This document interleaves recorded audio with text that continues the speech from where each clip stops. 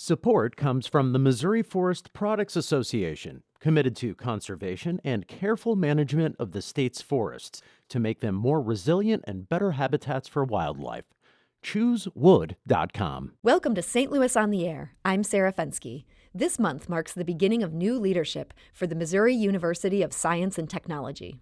Mo Dugani is the university's new chancellor, and he joins the school from Hoboken, New Jersey. He served as vice provost for research, innovation, and entrepreneurship at the Stevens Institute of Technology.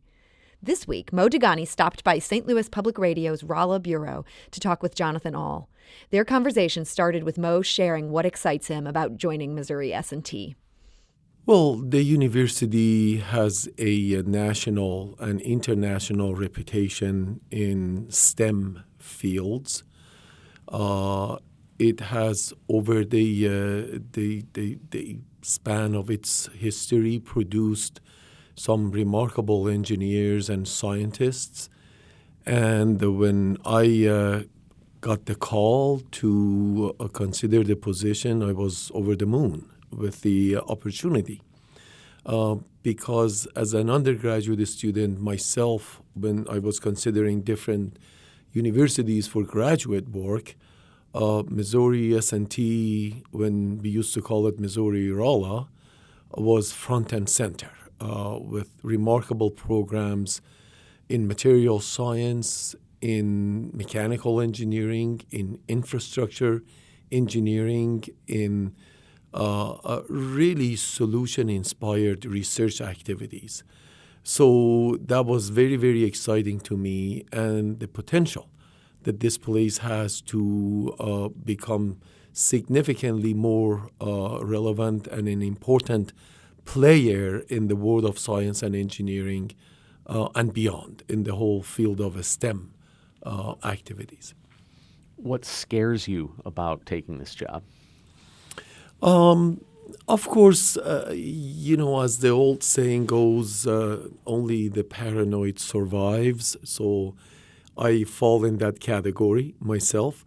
The entirety of support from the state for a gem of a university such as this, the whole view of where the engineering and science and STEM fields are headed, and frankly, the state support for the university is always. We can't rely on tuitions only. Research is costly to the university. It's never a source of income, and yet is critically important for our national standing and reputation, and actually for developing the cutting-edge science that we need to teach. So the biggest, if I were to tell you, my biggest concern is the enrollment management. We are in a down cycle now, and universities go through these cycles up and down, and we must reverse that trend. And then the support that the state provides for the university would be my two biggest concerns. You mentioned enrollment. It seems like any higher leadership person in higher education has to be very concerned with recruiting, retention, and fundraising. So what are your thoughts and ideas on how you can improve those three things here in Rolla? Well, the number one factor in all three is for us to highlight who we are and really let the world know of our accomplishments, both in engineering research that our faculty do and science research as a whole, whether it's physical sciences, chemistry, materials, physics, mathematics, or life sciences, biology and history, social sciences, and so on. We have some remarkable research programs that are ongoing. We need to highlight those. And then the fact that our students are truly experiential. They have STEM, design, spine categories that they build on their senior design projects that are truly second to none. when we design, present, and win projects such as Mars rover, and these are national competition, or the solar house, then we are a major player in the cutting edge of STEM tech-centric programs. We must highlight our achievements in those areas so the world would know, and therefore we become a destination of choice for the types of faculty and students that can then help solve national level problems.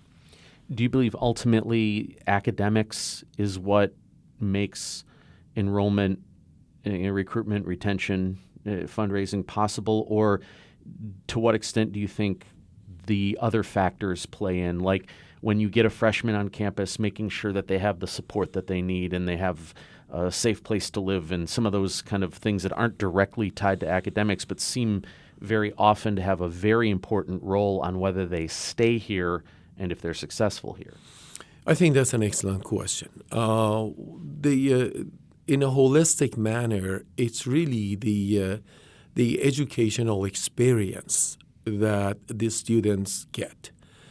It is really a 4-year, 5 years, 6 years educational ecosystem that they decide to come to. And it is not only the academic support, it's not only our classes, our laboratories, our core curricula, but it's all the supporting activities that enhance their experience here on this campus.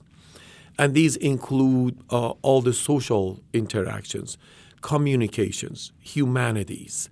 I always think that in the era of artificial intelligence and automation, we need to increase other elements of education where you need to grow an engineer or a scientist that is well aware of the global issues, national issues, and be able to address those in a holistic manner. Not just a technical solution to a problem, but also with the consideration of the impact of the technical solution on environment, on society, the economic aspect, the political aspects of their solution. So yes, it's a holistic approach to education, not just the technical aspects, not just the courseworks. And I think that's one of the things that we worry about here all the time, and continuously review our curricula to ensure that they are complete and include all the other aspects of a holistic education. Because we had an interim chancellor for 2 years and because of some budget issues, there are a lot of people on campus that have interim at the beginning of their title. There have been staff reductions. There are some departments like residential life, the library, international affairs that have fewer people working there than they used to. In your first few weeks on campus, what is your sense of morale of the staff who work here? The impact of budget cuts and the reductions of enrollment and the actual elimination of some of the open positions are felt. People, there's no denial in the fact that people are doing more with less. But I'm not prepared to say that the morale has been impacted. I think this is a very tight community. People help each other. I have seen examples of that when, for example, for planning of some of our open week function, people came together from different divisions, different academic units to help out and actually fill the gaps that were there. But these are short-term solutions. We can move on and go on with fewer hands for a year or 2 years. But ultimately, we need to deliver what we need to deliver before the morale gets impacted. And I think we have a lot of measures that we are discussing, and some of them are already in place to, for example, increase the enrollment, to increase research. We have a lot of ongoing work with the Army, for example, that we need to bring together and present it in a holistic manner and become a trusted agent for the Army, and therefore increase their research revenue, research activities. And a lot of our faculty and staff, they get all jazzed because of the types of work that they do. If they know that their work has impact, they will extend their hours for another hour or so if they have to. But in the long run, we need to convey our message that we have an important mission, and delivery of that important mission has certain requirements, and we have to figure out ways to address the needs of the campus. In your time in Rolla so far, what has been your impression of town-gown relationships?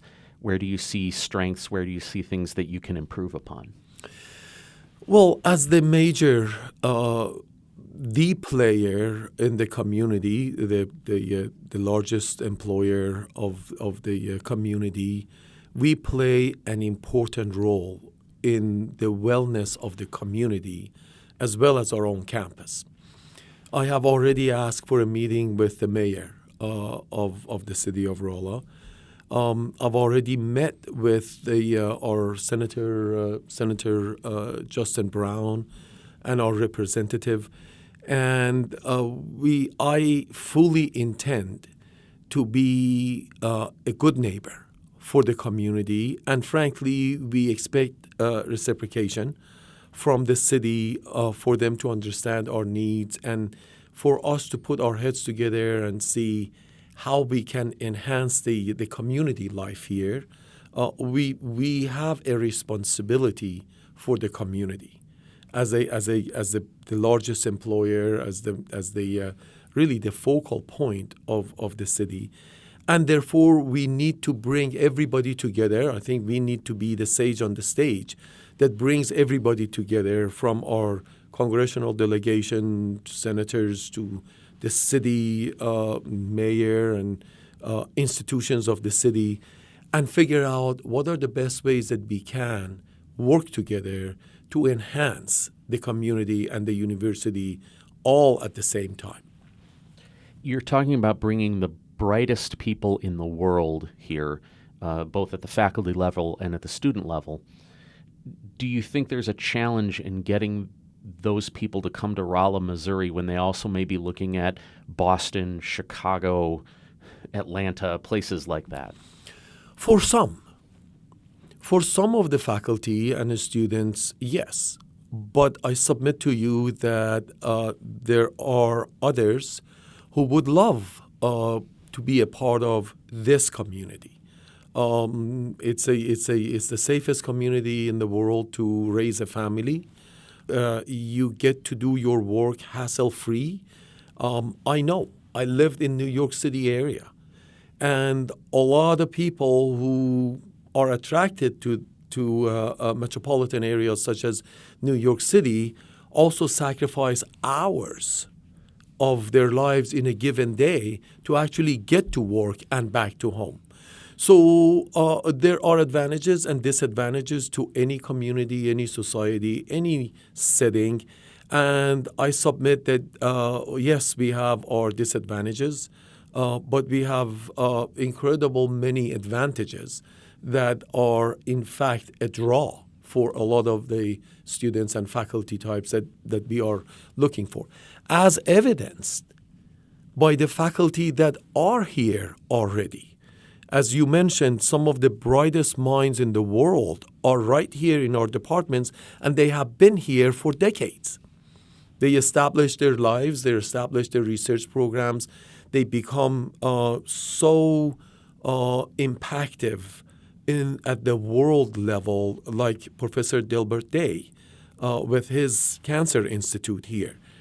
He's been here for decades, and I can highlight dozens of faculty that I have already spoken to who fall in that same category.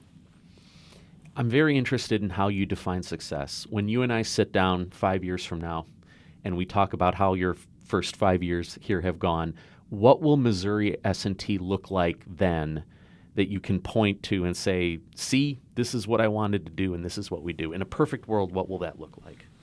Well, in short, we will become a destination of choice for the types of faculty and students. We're not yet? We are a destination of choice, but we'll become a destination of choice for many more who will establish new national research centers, who will help us identify new areas of academics and research, who will become a catalytic faculty member to bring other elements of research and education together for enhancement and creation of new areas of research.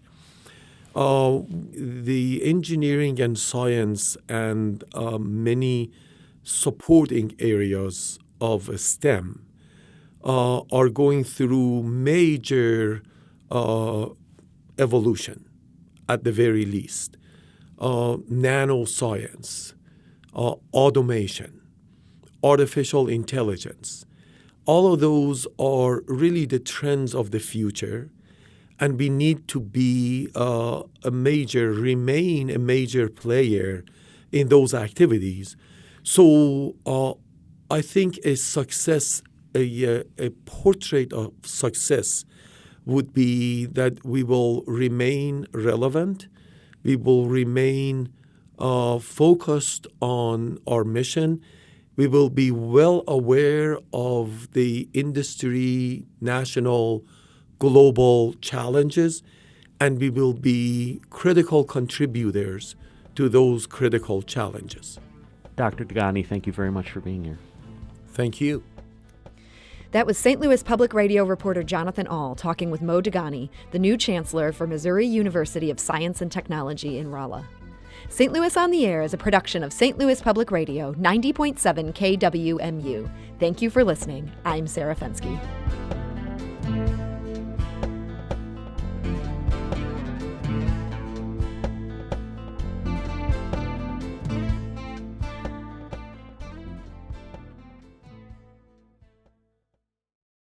Support comes from Missouri Forest Products Association, committed to sustainable and sound conservation of the state's forests, which support more than 41,000 Missouri jobs, resulting in a $10 billion industry.